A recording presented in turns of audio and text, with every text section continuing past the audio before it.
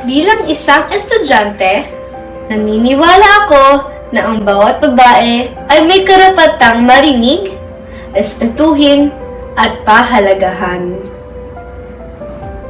Sa kabila ng pagunlad ng ating lipunan, may mga kababaihang patuloy na nakararanas ng hindi pantay na oportunidad sa edukasyon o sa trabaho. May mga pagkakataon na hindi nabibigyan ng boses ang kababaihan.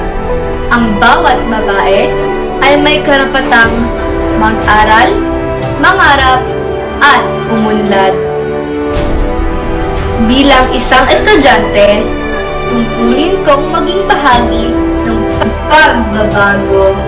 Ang pagkakapantay-pantay ay hindi pribilehiyo. Ito ay karapatan ng bawat babae.